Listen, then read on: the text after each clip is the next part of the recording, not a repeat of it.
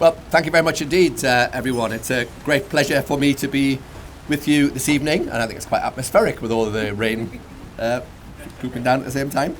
So, thank you to the APPG, to Transparency International UK, to the Royal United Services Institute, and to the Spotlight and Corruption for hosting this event, and most importantly, the kind invitation for me to address you this evening. I am genuinely really grateful for all of the work that all of your groups continue to undertake in raising the profile of the fight that we're all engaged in against illicit finance. I know from my valuable and insightful meetings with colleagues and Margaret Hodge and Kevin Hollenrake and others that are constantly coming in to see me with more suggestions of extra things that we can be doing. We are all committed to this task. And we can all agree that economic crime is a significant and it's a serious problem in the UK. It threatens our national security, our prosperity, and our global influence. The social and economic cost of economic crime to the UK is estimated at something like £8.4 billion per year. Now, because the UK has one of the most largest and most open economies, it makes it an attractive place for us to do legitimate business, and that is a good thing. But sadly, it also exposes us to economic crime, such as money laundering, corruption, and the financing of organised crime and terrorism. And that's why we've already taken some unprecedented action to stop kleptocrats and criminals, to increase the transparency around the ownership and control of UK corporate structures, and to help prevent the misuse of those same UK corporate structures. It was Rahm Emanuel, I think, who said, never waste a good crisis. And following Putin's terrible, unconscionable invasion of Ukraine, that gave us a great opportunity to crack down on dirty money in the UK by passing the Economic Crime Transparency and Enforcement Act earlier in this year. And I know, again, several colleagues here played a key role in supporting the government, shaping that act, and I am extremely grateful to them. You'll be aware that created the new register of overseas entities, requiring overseas companies owning or buying property in the UK to give information about their beneficial ownership to Companies House. The register was successfully launched on the 1st of August, and it's already rolling out well. I don't know what the latest figures are. Several thousand have now registered. They've got until February next year for the 6-month period for all existing overseas entities that own any property, land in the UK to get themselves on the public register, which is available, searchable to all members of the public and, of course, law enforcement. And they will have to register who the beneficial owner of that particular property is.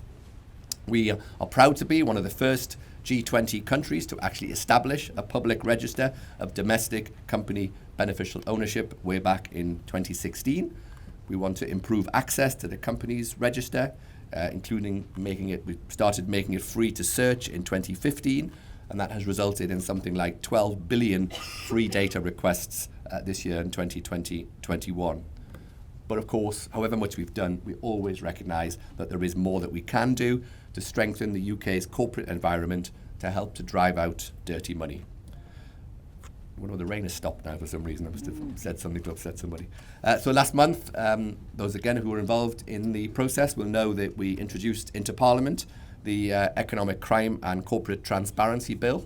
I wanted to call it Econ Crime 2, but apparently we weren't allowed to do that by the Public Bill Office. And this bill will again bear down on the kleptocrats, the criminals and the terrorists, strengthening the UK's reputation as a place where legitimate business can thrive while driving dirty money out of the UK. The bill contains essential reforms of Companies House, and they are the most significant reforms to the UK's framework for registering companies in something like 170 years. They will fundamentally change Companies House and include introducing identity verification for all new and importantly existing directors, all beneficial owners, and those who file information with Companies House. Companies House will go from being a dumb register which just accepts information given to it to one that has the powers to actively check and ensure that the information that's provided to it is sensible, reasonable, and the people who are who they say they are. It will at least massively cut down on my post bag from MPs writing to me saying, how come Mickey Mouse has been registered as a company director at one of my constituents' addresses? What are you going to do about it? And the answer is this bill will hopefully prevent that, including Vladimir Putin, who I think has been registered a number of times as a director of various businesses as well in the UK. And this will help ensure that we know the real people acting for and benefiting from companies. Verification will be done either with Companies House directly or through an authorised corporate service provider. The bill contains measures to prevent the abuse of limited partnerships, tightening registration requirements and increasing transparency. It creates also, from the Home Office point of view, additional powers to seize crypto assets more quickly and easily.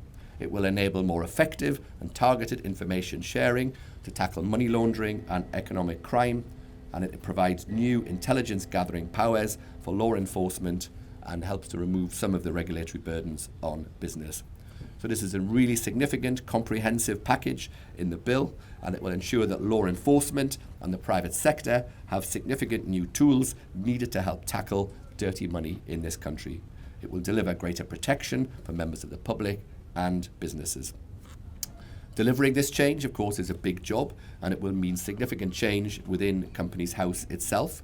And in recognition of the challenge, the government has already allocated £63 million across the spending review period for Companies House to implement what will be a transformation programme to bring on board all of these reforms, hopefully, of course, when Parliament has passed the legislation. But this is not a task that government and law enforcement can or should take on alone. And for that reason, we are grateful for the partnerships that we've formed with many colleagues that are here today within both the private, public sectors and civil societies. So I really look forward to continuing to work in concert with all of you who are active on this agenda as the bill passes through Parliament. It's in the House of Commons at the moment. It will eventually come to the House of Lords. But throughout its parliamentary passage and beyond, we want to continue to work with you all to help to take these reforms forward, to implement them and establish that the UK is a place for clean business, and we want to drive out the dirty money, the corrupt money from UK business. Thank you all very much indeed for all the work you do in this space. It's a pleasure to work with you.